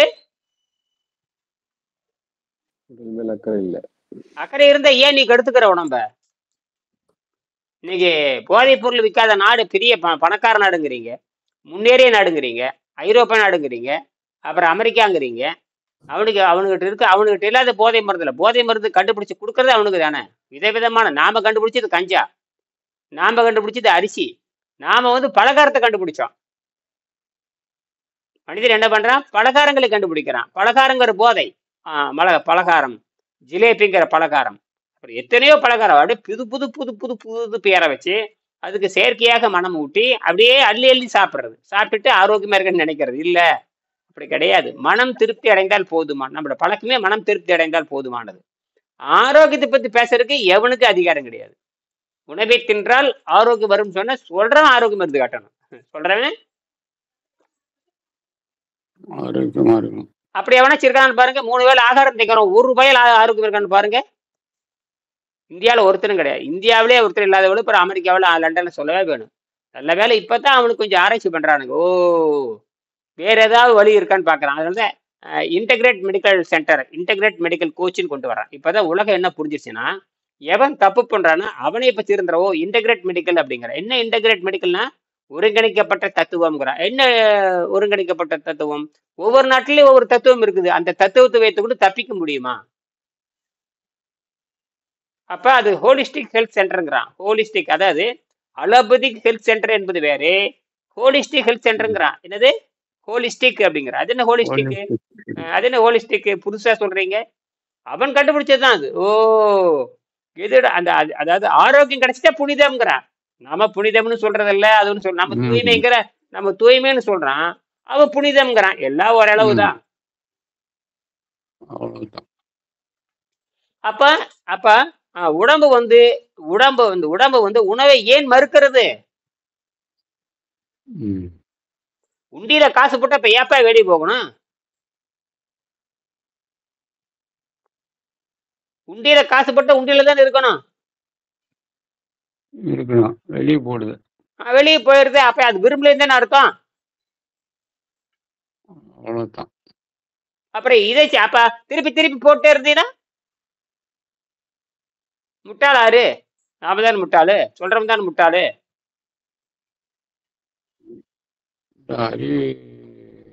வேலை செய்யல. இந்தியாவில் இருக்க அத்தனை பேத்துக்கு வேலை செய்யல. இந்தியாவில் இருக்கிற அத்தனை பேர்த்துக்கும் யோகா செய். இப்பதானே வெங்கடேஷன் ஒரு சயின்டிஸ்ட் வந்து என்ன கண்டுபிடிக்கிறாரு, ஓ இது தப்புடா அப்படின்னு. சாதாரண உணவு சாதாரண உணவு தான் சொல்றாரே தவிர உயர்ந்த உணவுன்னு எங்கேயுமே சொல்ல முடியாது. உணவுனா உயர்ந்தது உணவுனா உயர்ந்தது கிடையாது. உணவுனா உயர்ந்தது கிடையாது. ஆஹ் நீங்க அதனாலதான் யோக மன்றங்கள் பூரா என்ன ஆகி போச்சுன்னா வேறு வழி இல்லாம பணம் சம்பாரிச்ச ஆரம்பிச்சு. யோக மன்றங்கள் என்ன பண்ணுதுன்னா வேறு வழி இல்லாமல் பணம் சம்பாதிக்க ஆரம்பிச்சது. பணம் சம்பாதிக்க ஆரம்பிச்சிருச்சு. யாரு கோமாளினா, யாரு ஏமாளினா, இந்த உணவு பழக்கத்தை மாற்றி அமைக்க தெரியாத போற கோமாளிகள். விரும்பினா மட்டும்தான் உணவு, மற்ற மற்ற நேரத்தில் தூய்மை, மற்ற நேரத்துல தூய்மை. அப்ப தூய்மைக்குன்னு தூய்மை செய்துட்டு நீங்க விரும்பலாம், நீங்க ஒன்றும் தப்பு கிடையாது. நீங்க விரும்பலாம், விரும்பிய உணவை நீ சாப்பிடலாம். ஆனால் நீங்கள் தூய்மை செய்து கொண்டு பிறகு சாப்பிடலாம். தூய்மை செய்வதனால் ஏற்படும் நன்மை என்ன? விருப்பத்தினால் நீ விரும்பிய உணவை சாப்பிடலாம், அது ஒரு தப்பும் கிடையாது. ஆனால் விரும்பிய உணவு ஏன் உனக்கு ஆரோக்கியத்தை தரவில்லை? அந்த கேள்வி நாம தானே கேட்கணும். மனம் இருக்கின்ற மனதை வைத்துக்கு கேள்வி எழுப்பலாம் இல்லையா? ஆமா, மன வலிமை இருந்தால யார வேணா கேட்கலாங்க. மன வலிமை இருந்தா யார வேணாலும் கேட்கலாம். அறிவுக்கும் வலிமை இருக்கிறது, மனதுக்கும் வலிமை இருக்கிறது. அறிவு என்ன பகுத்து பார்க்கறதோட சரி, அறிவு வந்து பகுத்து பார்க்கும். அது கேள்வி எழுப்புறது மனம்தான். உனக்கு தைரியம் இல்லையான்னு கேள்வி கேட்பான். கேள்வி கேட்கறதுக்கு தைரியம் இல்லையான்னு கேட்பான். கேள்வி கேட்கறதுக்கு அறிவு இருக்கான்னு கேட்க மாட்டான். உனக்கு தைரியம்னா மனதை தான் குறிக்கும். மனம் சம்பந்தப்பட்டது. தைரியம்னா மனம் சம்பந்தப்பட்டது. போய் நில்ற தைரியமா போடாம என்ன அறிவோட போடான்னு சொல்ல மாட்டேன், தைரியமா போடாங்கிற. அது என்ன தைரியம்? தைரியங்கிறது அது வடமொழி சொல். மன வலிமையோடு போன்னு அர்த்தம். மன வலிமையோடு போராடுன்னு அர்த்தம். என்ன வலிமையோடு? மன வலிமை தான். இப்படித்தான் நாம் பிரிச்சுக்கொள்ளணும். நல்ல வேளை நமக்கு இது உலகத்தில் நமக்கு ரெண்டாவது ஒழுக்கம் அப்படின்னா அந்த உணவு ஒழுக்கம் தான். அப்ப நல்ல டார்வினுக்கு அடுத்தபடியாக நம்ம வெங்கடேசனை தான் நமக்கு வந்திருக்காரு. இப்ப கூட எகிப்துல அவர் கொண்டு கூப்பிட்டு பேசினேன். அவர் பேரு முருகேசன் பேரு. இப்ப எகிப்து நாட்டுக்கு போயிருக்காரு. அவர் கூப்பிட்டு இப்பதான் பேசினேன் காலையில. அவர் ஒரு அப்படி தொப்பி போட்டு நல்ல வேலை எகிப்துக்கு போயிட்டாரு. அவரை புடிச்சு நீ கொண்டு வரணும். இங்கேயா இருக்கேன்னு கேட்ட, எகிப்து போயாச்சுங்க. எப்படியோ டாலர் சம்பாதிக்க போயிட்டீங்க, ரொம்ப வசதின்னு நான் சொல்லிட்டேன். ஒரு செகண்ட் தான் பேசினாரு. கடுமையான வேலை இருக்குதுங்க ஐயா அப்படின்னாரு. ரைட்டு, முதல்ல வாயா அப்படின்னு சொல்லி பேசியிருக்கேன். நீ அவரையும் பிடிச்சி இழுத்துட்டு வரணும். இப்படி எல்லா நாடுகள்லயும். அப்ப எகிப்து போனது நல்லது தானே. நான் சொன்னேன் போங்க, பணம் சம்பாதிக்க போங்க, ஒன்றும் தப்பு இல்லை. ஆரோக்கியத்தை தெரிஞ்சுட்டு தானே போனீங்க. ஆமாம். அப்ப அவங்களாம் வந்தா தானே நமக்கு சொல்ல முடியும், பாரு வெளிநாட்டுல ஒரு ஆள் இருக்காருன்னு அங்க தகவல் கொடுக்கலாம். நமக்கு பறந்துபட்ட அளவு நமக்கு ஊடகம் தெளிவா இருக்குது இல்ல. ஊடகம் ரொம்ப எளிமையா இருக்கு இல்லையா? ஊடகம் என்பது நாம நாம கொடுக்குற செய்தியை வந்து 4 பேருக்கு பயன்படா இருக்கணும்னா ஊடகம் மலிவல்ல. இதை விட கூகுளுக்காரனுக்கு 7 கும்பிடு போடணும். யாருக்கு? கூகுள் இல்லைன்னா தொலைஞ்சது, அவ்வளவுதான். நீ எவன் எல்லாத்துக்கும் அரசியல் இருக்கு, கூகுளுக்கு அரசியலே இல்லையே. கூகுளுக்கு என்ன அரசியல்? நமக்கு தேவையான செய்தி உடனே கொடுக்குறான். அடுத்தது இன்னொன்னு சொல்ல போறான். எந்த மொழியில் பேசினாலும் அந்த மொழியில் மொழிபெயர்த்து கொடுக்குறான். அது கொண்டு வர போறான். பாத்தீங்களா இல்லையா? பார்லிமெண்ட்ல மாதிரி. இப்ப ஏன் பார்லிமெண்ட்ல கொண்டு வர போறான்? நீ எந்த மொழியோட நீ கண்டுபிடித்ததை எந்த மொழியோட சொல்லலாம். இனிமேல் வந்து தமிழ்ல நீங்க ஜப்பான்கார அந்த நீர்மொழி கத்துக்கணும்னா நான் பாட்டுக்கு தமிழ் மொழியில் பேசிட்டே இருக்கலாம். அவன் ஜப்பான் மொழியில அவன் மொழிபெயர்த்துட்டு அப்ப அடுத்த வினாடியே அது வரப்போகுது. இப்ப அதுக்கு தான் நேற்று 10 நாளைக்கு முன்னாடி மீட்டிங் போட்டு பேசியிருக்கானுங்க. அது வந்து கூகுள் A1 2.7 அது என்ன 2.5 என்னமோ பேர் வச்சிருக்கான் அதுக்கு. அவன் வந்து ஜப்பான், ஆமா ஜப்பான் மொழியில கேட்டு, ஆமாமா எது வேணும். அப்போ அட்வான்ஸ் அது வந்து குவாண்டம், அது குவாண்டம் மாதிரி வேலை செய்யுது. அதெல்லாம் வந்து குவாண்டம்னு தெரியுமா இருக்கும். அந்த அணு கோட்பாடு, அடை கோட்பாடு, துகள் கோட்பாடு அது வந்து பயங்கர வேகத்துல வேலை செய்யும். நான் கூட பயங்கர வேகத்துல வேலை செய்யும். அதுக்குதான் சொல்றேன், அந்த செயற்கை நுண்ணறிவு வந்து அந்த செயலியை வந்து இறக்கி வச்சுக்கங்க. என்ன கேள்வி வேணும் கேட்க சொல்றான். அதுல சொல்றான் என்ன கேள்வி வேணும் கேளுங்கிறான். என்ன தைரியமா வருது, நீ என்ன வேணாலும் கேள்வி கேள்றாங்கிற. அதுல அதுக்கு என்ன அர்த்தம் கேட்டீங்கன்னா, தகவலை கொடுத்து வச்சிருக்கணும். இப்ப நான் வந்து நிறைய தகவல் ஏத்திக்கிட்டே இருக்கேன். நீங்களும் தகவலை ஏத்திக்கிட்டே இருங்க. இதுல நீனும் ஏத்தி நான் வந்து இது வரைக்கும் பாத்தீங்கன்னா எக்கச்சக்கமான ஒரு 10,000 பக்கத்தை ஏத்தி வச்சிருந்தேன் நான். இன்னும் ஏத்திட்டே இருப்பேன். கேள்வி சும்மா கேள்வி கேட்டு வைக்கவே அது பாட்டு சொல்லி கொடுத்துட்டே இருக்கும். இப்ப நாம அது இப்ப யோகத்தை பத்தி கேட்கலாம், நீருணவை பத்தி பேசலாம். நீருணவு முறைக்கு யோகத்துக்கு என்ன தொடர்பு கேட்டா அதை ஏத்தி வச்சுக்கணும். விட நீருணவு முறை இருக்குதா? இருக்கு. பயிற்சி எப்படி செய்யற செயல் இப்ப பயிற்சியில கட்டினா இப்ப சொல்லி கொடுக்க இந்த மாதிரி சொல்லப்பட்டு இருக்கிற இந்த புத்தகத்துல வெங்கடேசன் இப்படி சொல்லியிருக்காரு. இனியின் பேரே அதுல வருது. வெங்கடேசன் பேர் வந்துடும். கடைசியில் எல்லாருமே அதுல வருவாங்க. நான் சொல்லும் பொழுது 8 பேர்த்தையும் சொல்லிடுவேன். Thiruvalluvar, Thirumoolar, Patanjali, Arnold, German doctor Arnold கிரெட், வெங்கடேசன், ஈவான் பாவ்லே, இதெல்லாம் சொல்லுவேன் நான். சொல்லிட்டு இனியன் வந்து தொகுத்து இந்த தமிழ்நாட்டில் கோபிச்செட்டிப்பாளையத்தை வகுப்பு நடத்துறாரு. நீங்க எல்லாம் கலந்துக்கிட்டு ஆரோக்கியத்தை பெற்றுக்கொள்ளலாம். உணவுங்கிறது தேவையில்லை அப்படின்னு அதுல சொல்லியிருக்கேன். ஆக திருப்பி நம்ம என்ன சொல்றோம்னா, அந்த நோயற்ற வாழ்வை குறைவற்ற செல்வம் பெறுவதற்கு நம்ம உணவு எப்படி செலவாகிறது அப்படிங்கிறது நீங்க அப்படியே படிங்க. 71ஆம் பக்கம் கீழே நாம் உண்ணும் உணவு எந்ததான் செலவாகிறது என்பது நீங்கள் கூட படிக்கலாம். யாரு இவர் வர்றாரு, அவர் பேர் என்ன? குமார். இருங்க ஒரு நிமிஷம். 71ஆம் பக்கம். 71 72 71 72. இந்த 5 விஷயம் ரொம்ப முக்கியம். விஷயம் 1, விஷயம் 2, விஷயம் 3, விஷயம் 4, 5வது விஷயம் தான் கூட்டி கழித்து பார்த்தால். கூட்டி கழித்து பார்த்தால் விண்வெளி சக்தியில் இருந்துதான் நாம் வாழ்கிறோம் என்பதும், சாதாரண உணவு அதை தடுக்கிறது என்பது நமக்கே புரியும். ஓங்கி மரணம் அடிக்கிறாரு. நீ எண்ணம் தடுக்குன்னு சொல்றே. ஆமா, இயற்கையிலிருந்து வரக்கூடிய ஆற்றல், அதாவது நமக்கு இயற்கையிலிருந்து ஆற்றல் வந்துட்டாவே, இயற்கையிலிருந்து ஆற்றல் எடுத்துட்டாவே நமக்கு வந்து அறிவுங்கிற ஒன்று பெருசா, அறிவெல்லாம் பெருசா அந்த புரிஞ்சுட்டா பெருசா அறிவெல்லாம் பயன்படுத்த தேவையில்லை, மனதையும் பயன்படுத்த தேவையில்லை. இவ்வளவுதான். சும்மா அறிவை வச்சு தோண்டி மனதை வச்சு தோண்டி ஒரு முடிவும் காணாமல், அறிவை வைத்தும் முடிவெடுக்க முடியல, மனதை வைத்தும் முடியல. சும்மா தேடி படிக்கிறது. எதை படிக்கணுமோ அதை படிக்கிறது விட்டு போட்டு, எங்க குருநாதர் சொன்னாரு, இவன் எந்த குருநாதர சொல்லியிருக்கான் உனக்கு? எந்த குருநாதர் சொன்னாரு? நீ படிக்கிறது குகையில் வாழ்ந்து போனாங்க பாருங்க, அந்த குருநாதர். அவனைத்தான் பத்தி பேசணும். குகையில் வாழ்ந்தாங்க பாருங்க, அந்த வரலாறு படிக்கணும். குகையில் வாழ்ந்த வரலாறு தனிமையில தான் குகையில் வந்திருக்க முடியும். அந்த வரலாறை படிக்கின்ற பொழுதுதான் நமக்கு காற்றில் வாழ்ந்திருக்கிறார்கள். இப்ப காற்றுன்னா என்ன? நைட்ரஜனை புரோட்டீனாக மாற்றுகிறது. நம்ம அறிவியலா பேசுறப்போ அது நைட்ரஜன். அவன் வந்து ஆற்றல், நம்ம ஆற்றல். காற்றை பிடித்தால் நம்ம யமனை வெல்லலாம். காற்றை சுவாசித்தால், காற்றை நேசித்தால், காற்றை புரிந்து கொண்டால், ஏறி இறங்கும் இருகாலும் பூரிக்கும் காற்றை பிடிக்கும் கணக்கு அறிவார் இல்லை. காற்றை பிடிக்கும் கணக்கு அறிவாருக்கு கூற்றை விதிக்கும் குறிவதுவாமே. யமனை வெல்லலாம்ங்கிறானே. அப்ப யமனை வெல்லணும் காற்றுங்கிற. யமனை வெல்லணும் பூரி தின்ன யமனை வெல்லணும். பூரி தின்னு பொங்கலை தின்னு எவனும் சொல்லியே யமனை வெல்றதுக்கு.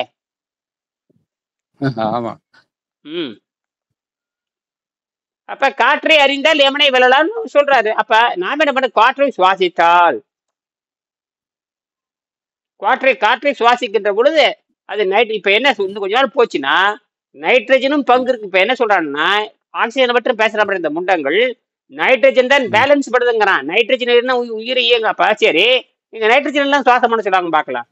நைட்ரஜன் பூரா எடுத்துட்டு மனுஷன் செத்தான், அவ்வளவுதான்.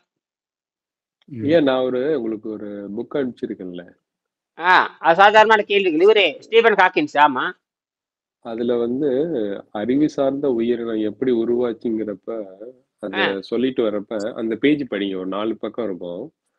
அதுல வந்து நைட்ரஜனை பத்தி தான் நிறைய எழுதியிருப்பாரு. அருமையா இருக்குது. அது படிங்க. நான் படிச்சாரு. அந்த 3ஆவது படமா 4ஆவது படம்னு நினைக்கிறேன். அதுல வந்து அறிவு சார்ந்த உயிரினம் வந்து எப்படி உருவாச்சு அப்படிங்கறது வந்து படிச்சீங்கன்னா அதுல நைட்ரஜன் பத்தி நிறைய எழுதியிருக்காரு. இவனுக்கு விட்டடிச்சிட்டானுங்க, ஆக்சிஜனை பத்தி பேசி இந்த கேனா பயலுக்கு விட்டடிச்சிட்டானுங்க. அட பாவிகளா. இப்போ வந்து ஃபர்ஸ்ட் வந்து ஃபோட்டான் ஸ்டேஜ், அதுக்கப்புறம் தான் வந்து அப்ப கார்பன் கூட கிடையாது. பிரபஞ்சம் உருவானப்ப கார்பன் கூட கிடையாது. கார்பன்லாம் வந்து பல கோடி ஆண்டுகளுக்கு அப்புறம் தான் வந்திருக்கு. ஃபர்ஸ்ட் வந்து நீங்க அது கொஞ்சம் அது இந்த 3வது பாடம் படிங்க, நல்லா இன்ட்ரெஸ்டிங்கா இருக்கும் அது படிச்சீங்கன்னா. பரவாயில்ல, நல்ல செய்தி சொல்லி இருக்கிறீங்களா? ஸ்டீபன் ஹாக்கின்ஸ் தானே? ஸ்டீபன் ஹாக்கின்ஸ் இல்லையா?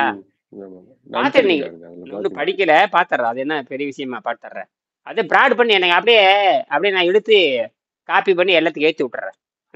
இந்த நைட்ரஜனை பத்தி குறிப்பா வருதா? நம்ம நைட்ரஜனை பத்தி ரொம்ப ஆழமா பேசுறோம். ரொம்ப ரொம்ப முக்கியம். இல்ல, அவர் வந்து ஃபர்ஸ்ட் வந்து பிரபஞ்சம் உருவானதுல இருந்து அதுல இருந்து வரிசையா அந்த புக்ல வந்து அறிவு சார்ந்த உயிரினம் எப்படி உருவாச்சுங்கிறத வந்து நல்லா எக்ஸ்பிளைன் பண்ணிருப்பாரு. அடாடாடா, அற்புதம். நான் இதை பத்தி அப்ப எவல்யூஷனை பத்தி பேசுறாரு, பரிணாமத்தையே பேசுறாரு. சாதாரண விஷயமா இருக்கு. அது படிங்க, சூப்பரா இருக்கும். அடாடா, இன்னொரு டார்வின் ஆடுத்தாரு, பரவாயில்லையே. ஸ்டீபன் ஹாக்கின்ஸ் இந்த அளவுக்கு அறிவு இருக்கா? டார்வின் எதுவும் ஒத்துக்கிறாரு, ஆனா அவரோட ரிசர்ச் வந்து சூப்பரா இருக்கும். ஏன்னா இப்போ அந்த அளவுக்கு டீப்பா யாருமே ரிசர்ச் பண்ணவும் முடியாது பிரபஞ்சத்தை பத்தி. ஆனா இவர் வந்து நிறைய அசம்ஷன் கொடுத்திருப்பாரு, அவருடைய எண்ணங்கள் கொடுத்திருப்பாரு. அது வந்து நிறைய இந்த இது நைட்ரஜனை பத்தி பேசியிருப்பாரு. இன்னும் அவரு என்ன சொல்றாருன்னு கேட்டீங்கன்னா, குவாண்டம்ல எல்லாமே சாத்தியம் தான் சொல்லியிருக்காரு. நீங்க கிளாசிக்கல்ல சாத்தியம் இல்ல, குவாண்டம்ல எல்லாமே சாத்தியம் சொல்லியிருக்காரு அவரு. குவாண்டம் ஸ்டேட்டுக்கு போயிட்டு புக்ல இருக்கும். ஆமா புக்ல வரும். ஆமா, குவாண்டம் ஸ்டேஜ்ல பாசிபிள். அப்ப வெங்கடேசன் வந்து எழுதியிருப்பாரு. வெங்கடேசன் வந்து ஈர்ப்பு விசை மின்சாரத்தை பத்தி படிக்கிறப்போ அவர் நிறைய ஆதாரம் காட்டியிருப்பாரு. அதே மாதிரி க்ளோசர் சர்க்கியூட் வாட்டர் அந்த கட்டுரை எங்கிட்ட இருக்குது, 100 பக்கம் அந்த கட்டுரை. அதாவது க்ளோசர் சர்க்கியூட் வாட்டர் இன்ஜின் வந்து கிட்டத்தட்ட 1975 அவர் கண்டுபிடிச்சாரு. வெங்கடேசன் கண்டுபிடிச்சி இங்க இந்தியாவில் இருக்கிற அறிவியல் ஆய்வு மையத்துக்கு அனுப்புறாரு. என்ஆர்டிசின்னு சொல்லுவாங்க. என்ஆர்டிசின்னு போட்ட நேஷனல் ரிசர்ச் டெவலப்மெண்ட் கார்பரேஷன் அப்படின்னு சொல்லுவாங்க. அதுதான் வந்து மிகப்பெரிய ஒரு அறிவியல் ஆய்வு மையம். அந்த ஆய்வு மையத்துக்கு அனுப்புறப்ப அவனுக்கு தெரியல அதெல்லாம். அதுல வந்து ஸ்டீபன் ஹாக்கின்ஸை பத்தி பிரீஃப், அது காலம் ஒரு வரலாற்று சுருக்கம், பிரீஃப் ஹிஸ்டரி ஆஃப் டைம் இருக்குது. பிரீஃப் ஹிஸ்டரி ஆஃப் டைம் ஒரு புத்தகம். அதை மேற்கோள் காட்டியிருப்பாரு. அதை வந்து குவாண்டம் ஸ்டேட்ல, அதாவது குவாண்டம்னா அணு அலை கோட்பாட்டுல எல்லாமே சாத்தியம்தான். இப்ப நம்ம உடம்பு அதைத்தான் நம்ம உடம்பு வந்து குவாண்டம் ஸ்டேட்ல வேலை செய்யுது. அதான் விஷயமே. இந்த நம்ம புக்ல இருக்குல்ல, உடல் நல்ல சுத்தமான நிலையில் உள்ள போது அது காற்றில் இருந்து நைட்ரஜனை எடுத்து புரோட்டீனை தானாக தயாரித்து கொள்கிறதுங்கிறது இதுக்கும் அந்த புக்ல அவர் எழுதியிருப்பார்ல, ரெண்டுக்கும் சம்பந்தம் இருக்கும். ஆமா, இது யாரு அற்புதமான இது வந்து பாத்தீங்கன்னா ஸ்டீபன்ஸ் வராதுக்கு முன்னாடியே இவரு அர்னால்டு மிகப்பெரிய அறிவாளி, அவர் கண்டுபிடிச்சிட்டாரு. அவருக்கு சப்போர்ட் பண்றதுக்கு ஆள் இல்லை, துரத்தி விட்டாங்க அவங்கள. அவரை துரத்தி விட்டுற மாதிரி தான். ஜெர்மன் மக்கள் அப்ப இருக்கிற ஜெர்மனி மக்கள் ஏத்துக்கலையா அவரை? திருவள்ளுவர் எப்படி தமிழர்கள் இங்க ஒரு மிகப்பெரிய தனித்தத்துவமானவர், இலக்கண விதிகளுக்கு அடங்காதவர். அவர் சராசரி விதியிலிருந்து அவர் மனதை பற்றி பேசுகிறார். அவரு மனதை பத்தி பேசுறாரு. அவரு யாரு? மனம்னு வந்துட்டாவே பிரச்சனை அங்க வந்துருது. இவனுக்கு அறிவையும் பயன்படுத்த மாட்டானுங்க. மேற்கு நாட்டவர்கள் பகுத்தறிவும் பயன்படுத்த மாட்டானுங்க. இந்த புலன்கள் ரொம்ப முக்கியம். புலன்கள். திருவள்ளுவர் கூட புலன்களை என்ன சொல்றாருன்னா, புலன்களை அவித்தல்னு சொல்லுவாரு. 5 அவித்தான்னு தான் சொல்லுவாரு. அவித்தல் எழுதுற மாதிரி தான் மாற்றத்துக்கு. இன்னும் அவித்தல்னா பல பொருள் இருக்கு, அவித்தல்னா பல பொருள் இருக்குது. ஒண்ணு வந்து அடையாளம் இல்லாமல் செய்து விடுன்னு ஒரு அர்த்தம் இருக்குது. இன்னொன்னு வந்து மாற்றத்துக்கு உட்படுத்துற ஒரு அர்த்தம் இருக்குது. மாற்றத்துக்கு உட்படுத்து. அதாவது உதாரணத்துக்கு இப்படி சொல்லலாம். இப்ப ஒண்ணு அவித்தல். இப்ப நெருப்பை அவித்தல்னு சொன்ன என்ன அர்த்தம்? நெருப்பை அவித்தல் தீ அணைப்புங்கிறாங்க. தீ அணைப்புங்கிற ரொம்ப தப்பு. தீ அவிப்புன்னு தான் சொல்லணும். தீ அவிப்புன்னா அது கட்டுப்பாட்டுல கொண்டு வரதுன்னு அர்த்தம். அவித்தல் என்ன அர்த்தங்க? அவித்தி சாப்பிடு. இப்ப ஒரு பொருள் இப்படி கூட வச்சுக்கலாம். அவித்தி சாப்பிடுனாவே அதோட பண்டை மாற்றி சாப்பிடுன்னு அர்த்தம். என்னது? பச்சையா தின்ன ஜீரணமாக தின்ன பரலோகம் போய் சேரணும். நீங்க இன்னும் ஏன்னா ஒரு குச்சி கிழங்குங்கிற மரவள்ளி கிழங்குங்கிறான். மரவள்ளி கிழங்கு தின்னு ஜீரணமாகாது. அதே அவிச்சு சாப்பிடுங்க, அந்த கெமிக்கல் ரியாக்ஷனை மாத்திடுறது.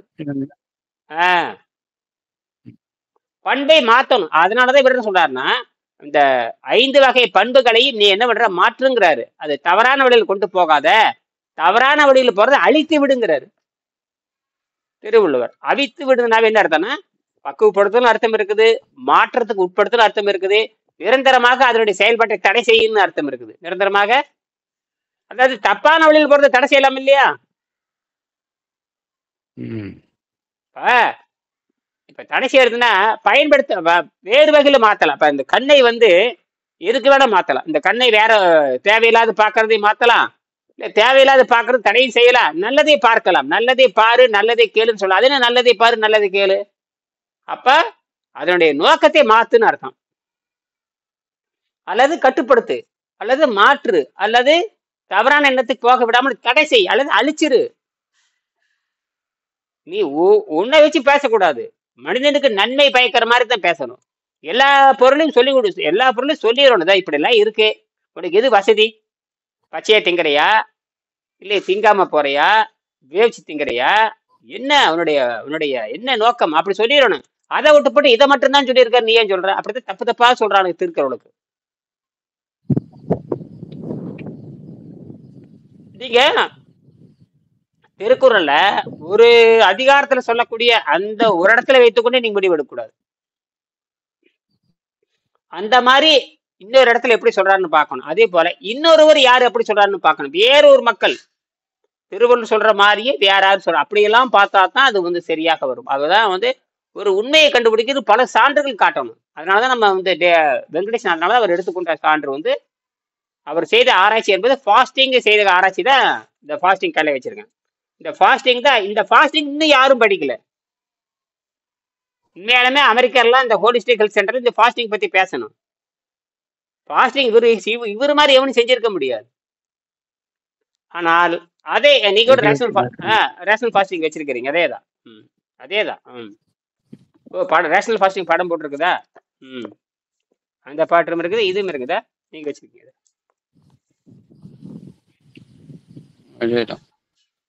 அது அவருடைய படத்தையும் போடுங்க, அவருடைய படத்தையும் இருக்குது, அவருடைய படம் இருக்குது. சரி, ஆக இந்த ஹீலிங் வித் மைண்ட் பவர் முடிஞ்சா வாங்கிருங்க. Healing with mind power order பண்ண போறேன். அந்த மைண்ட் பவர், தைராய்டு மைண்ட் பவர்னு, தைராய்டு மைண்ட் பவர் அவர் தான் எழுதியிருக்காரு. ஹீலிங் வித் மைண்ட் பவர் எழுதியிருக்காரு. அது இங்க தைராய்டு மைண்ட் பவர் கிடைக்குது, ஆனா அந்த புக் இங்க இல்ல, வெளியில தான் ஆர்டர் பண்ணணும். அத வாங்கிட்டீங்களா? தைராய்டு மைண்ட் பவர் வாங்கிட்டீங்களா? ஆர்டர் பண்ண போறேன் இன்னைக்கு. கிட்டத்தட்ட இதுல ஆச்சரியம் கேட்டீங்கன்னா கிட்டத்தட்ட எல்லாம் ஒண்ணுதாங்க ஐயா. இப்ப தைராய்டுங்கிறது உடம்புல இருக்கிற ஒரு கருவி தானே தைராய்டு. அது ஒரு கருவி தான். அந்த கருவி எப்படி வேலை செய்யுது? மொத்தத்துல உடம்பை சுத்தப்படுத்தினா கருவி வேலை செய்யுது. அது கூடுதலா பிரிச்சு பேசுறாரு, அவ்வளவுதான். கூடுதலா பிரிச்சு பேசுறாரு. பெரிய அறிவாளி, நல்லா தெரிஞ்சு போச்சு, நல்ல அறிவாளியும் தெரிஞ்சு போச்சு. இல்லைன்னா எழுத முடியாது தனித்துறையே. ஆமா, சும்மா சாதாரண விஷயம் இல்லை. அமெரிக்காவில் இருக்கிற அறிவாளர் அவரே அமெரிக்காவில் இப்படி ஒரு திருப்பர் நமக்கு தெரியாது. அது ஒரு சொந்த ஊரு, அவர் சொந்த ஊரு ஜெர்மனின்னு நினைக்கிறேன். ஜெர்மன்ல இருந்து அமெரிக்கா போயிருக்காரு. ஆமா ஆமா, அவர் மனைவி அவரோட துணைவியாரும் ஜெர்மனி, அவர் துணைவியாரும் இந்த ஆராய்ச்சி குடும்பமே. மகளும் ஆராய்ச்சி பண்றாங்க. மகளும் மருத்துவத்துறை தான், மனைவியும் மருத்துவத்துறை தான், இவரும் மருத்துவத்துறை தான்.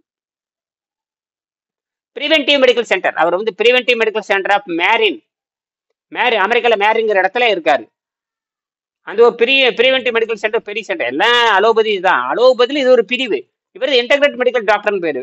எம்டி படிச்சிருந்தாலும் வேறு தத்துவத்தை ஆராய்ச்சி பண்ண, அது அந்த ப்ரிஃபரன்ஸ் அவன் கொடுக்குறான் பாருங்க. அதுதான் இந்த நாட்டினுடைய நாகரிகம். நமக்கு எப்படின்னா, நீங்க இதுலயே இருந்து குட்டிச்சவரா போயிடுறது. அதாவது என்ன படிச்சு அதுல நாசமா போயிடுறது. வேறைக்கு போயிடக்கூடாது, வேறைக்கு போகக்கூடாது. இதுதான் வெள்ளக்காரனோட சிஸ்டம். இந்த வெள்ளக்காரன் சிஸ்டம் நம்ம நாட்டுக்கு ரொம்ப மோசமானது. வெள்ளக்காரன் தவறான கல்வியை கொடுத்துட்டு போயிருக்கான்.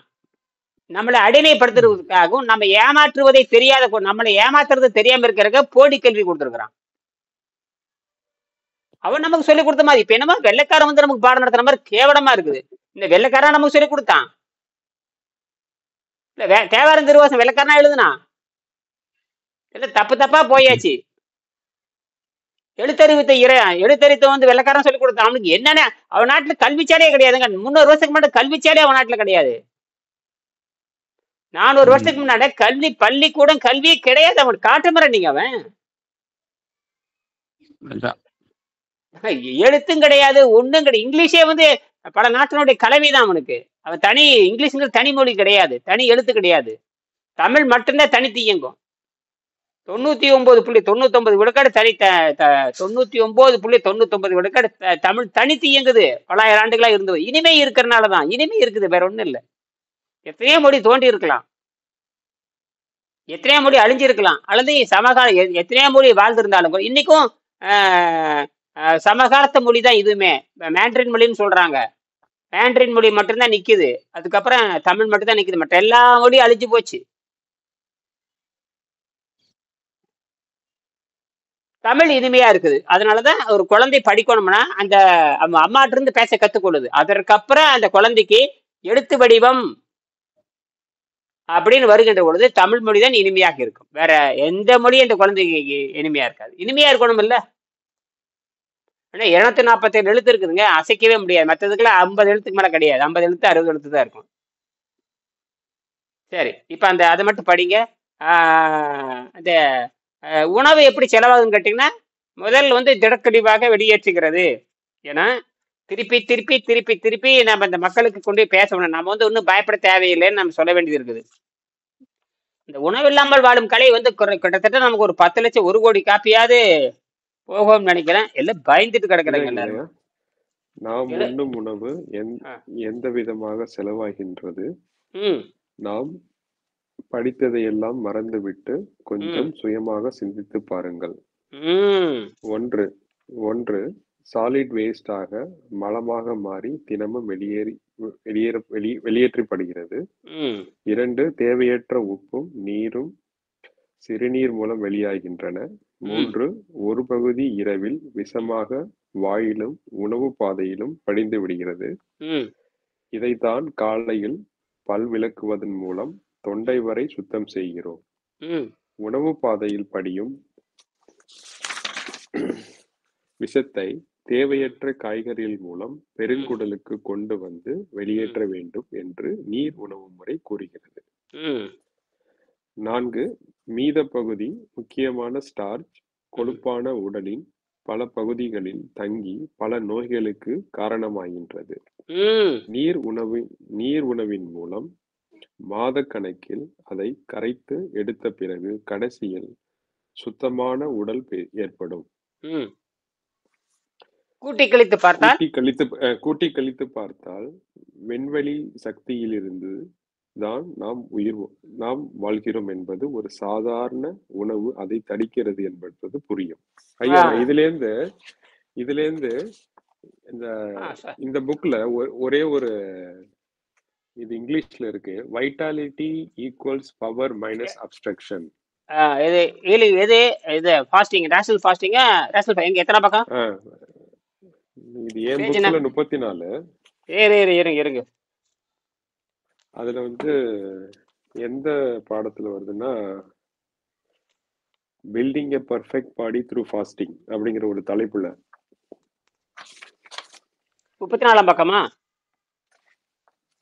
34. ஆமா. be carefully studied and கொஞ்சம் மாறுமாட் தெரியுது. அதுல வந்து என்ன சொல்றாங்கன்னா, vitality equals power minus obstruction. இந்த அப்ஸ்ட்ரக்ஷன்ங்கிறது வந்து அது சாதாரண உணவு தான் நினைக்கிறேங்க.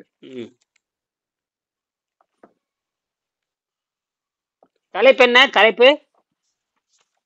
தலைப்பு வந்து பில்டிங் எ பர்ஃபெக்ட் பாடி த்ரூ ஃபாஸ்டிங். என்கிட்ட இருக்கா? ரைட். இது எத்தனை பக்கம் தொடங்கு தெரியுங்களா? 31 தொடங்கி 32 தொடங்கி 32, 33, 34வது பக்கத்துல வந்து to be carefully studied and memorised அப்படிங்கிற ஒரு பக்கத்துல எழுதியிருப்பாரு. எந்த இடத்துல வருது சொல்லுங்க? 34ல வருதா? 34 டு பி 34வது பக்கம். To be carefully studied and memorised. ஆமா இருக்குது. அதுல வந்தீங்கன்னா அதுல வந்து 1 2 3 எழுதி இருக்காருல, அதுக்கு ஆமா 1 2 3. அதுக்கு கீழே வயல் வைல் லாஸ்ட்ல சொஜூரிங் அது சோஜூரிங் என்னது sojourning in Italy many years ago ம். அப்படிங்கிறதுல அதுல வந்து 1 2 3 4 5 6 7வது வரியை பாருங்க. 7வது if வரி if the first meal if the first 7வது பாயிண்ட் அப்படிதானே? 7வது வரிங்க. 7வது வரியா? அந்த wild 1 2 3 4 5 after fast of few days 1 2 3 4 5 6 7வது வரியா? எக்ஸ்பீரியன்ஸ் சிமிலர் அதானே? விட்டலிட்டி பி பி பின்னு போட்டிருக்காரு. B B B B vitality. பீனா பவர் வீணா விட்டலிட்டி. இதுல என்ன சொல்றாங்கன்னா then you will agree with my formula vitality equals power minus obstruction and you will realize that of making up scientific nourishing minus for health and efficiency. அப்படின்னா இதுதான் உங்க புக்ல கொஞ்சம் கம்மியா இருக்குன்னு நினைக்கிறேன். இதுல கொஞ்சம் எக்ஸ்ட்ரா எழுதியிருக்காங்க. ஏன்னா நமக்கு வந்து தொகுத்தல் விரித்தல் தொகை விரித்தல், இங்க தொகுத்தல்னு அர்த்தம் இருக்குது. தொகுத்தல் விரித்தல் இதை நீ படிச்சு நீங்க வந்து கண்டினியூஸ் வாட்டர் டயட்ல போக முடியாது. நீங்க மூக்கஸ்ல டயட் படிச்சாலும் போக முடியாது. இதெல்லாம் போகவே முடியாது.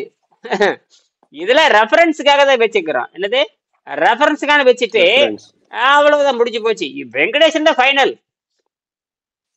நீங்க வெங்கடேசன் புத்தகத்தை எவன் ரெஃபரன்ஸ் பண்றானோ அவரோட தத்துவத்தை வந்து வெங்கடேசன் புத்தகத்தை ரெஃபரன்ஸ் பண்ணணும். நீ வெங்கடேசன் சொல்றது வந்து இதுல நம்ம ஐயா புக்ல இருக்கு. ரெஃபரன்ஸ் போட்டாச்சு, அவ்வளவுதான். நீங்க அந்த 5ஆம் பக்கம் படிச்சீங்கன்னா 5வது பாடத்தை படிச்சாவே அவ்வளவுதான் முடிஞ்சு போச்சு. 5வது பாடம் இருக்கு இல்லையா? 5வது பாடத்துல வந்தாச்சு. விண்வெளியிலிருந்து சக்தி, அவ்வளவுதான். அது 5வது பாடம். 5வது பாடத்துல இருக்கிற பாயிண்ட் அவ்வளவுதான். இந்த point page number 59 60, page number 64, page number 69, page number 160, அவ்வளவுதான். எடுத்து போட்டார் அவர். நிறைய அதாவது எல்லாம் படிச்சுட்டு எது முக்கியமான வரியா தூக்கி போட்ட வேண்டியதானே. யாரும் சந்தேகம் யாராவது கேட்டாங்கன்னா எந்த புத்தகத்தை எடுத்தேன்னு கேட்டா அது புத்தகத்தை காட்டுவதற்காக பக்கத்தை போட்டாரு. இப்படி பக்கத்தை போட்டு சொல்றதுங்கிறது சாதாரண விஷயம் அல்ல. அப்ப எத்தனை நூல் இவர் படிச்சிருக்கணும்? ஏராளமான நூல் படிச்சுட்டு எது ஒத்து போகுதோ அதெல்லாம் அப்ப பயனற்ற நூல் எத்தனை நூல் படிச்சு 1000 நூல் படிச்சிருந்தா தானே அதுல சில நூல்களை தேர்ந்தெடுக்க முடியும். அவ்வளவுதான் விஷயம். நான் முடிச்சுக்கலாம். ஆக கூட்டி கழித்து பார்த்தால் விண்வெளி சக்தியில் இருந்துதான். அந்த விண்வெளி சக்திங்கிறது என்ன? போட்டான் தான். போட்டான் எங்க வேலை செய்யும்? போட்டான் வந்து அதிர்கின்ற பொழுது போட்டான் ரிலீஸ் ஆகும். எது? எலக்ட்ரான் அதிர்கின்ற பொழுது போட்டான் தானா வராது. போட்டானுங்கிறது தானா வராது. எலக்ட்ரான் அதிர்கின்ற பொழுதுதான். அப்ப ஆட்டம் அதிரணும். எது அதிரணும்? ஆட்டம் அதிர்கின்ற பொழுது உள்ள மறைஞ்சிருக்கும். போட்டான் என்பது அங்கேயும் சுத்திட்டு இருக்கிறது இல்ல. போட்டான் என்பது ஒரு பொருள் அதிர்கின்ற பொழுது வெளியே வருகிறது, அதிராத பொழுது வெளியே வராது. ஆனால் அதிர்ந்து கொண்டுதான் இருக்கும். அதை கண்டுபிடிச்சானுங்க. இந்த போட்டான் எங்க இருந்து வருதுன்னு கேட்டா எலக்ட்ரான் வந்து ஒவ்வொரு கட்டத்தை ஜம்ப் பண்ணுதுங்கிறான், குதிக்குதுங்கிறான். இப்ப குதித்தல்னால அதிர்தல். ஒண்ணு ஸ்ட்ரிங்கு தட்டு விட்டீங்கன்னா சத்த வருதுல, அது போட்டான் தான். சவுண்ட் எஃபெக்ட்ங்கிறான். அது எனர்ஜி தானே. அதே எனர்ஜின்னு தான் சொல்றான். சவுண்ட் எனர்ஜின்னு தான் சொல்றான். அதையுமே இந்த மாதிரி 16 17 எனர்ஜி சொல்றான். எல்லாமே போட்டானுடைய வடிவம் தான். அதனால நம்ம போட்டானை புரிந்து கொண்டு நாம் நிச்சயமா 4 மணிக்கு பேசலாம். இதுதான் நிச்சயம். மறுபடி அதை பத்தி நம்ம 4 மணிக்கு பேசலாம். மணி 3 ஆகி போச்சு. அடேங்கப்பா, பெரிய வகுப்பா மாறிடுது.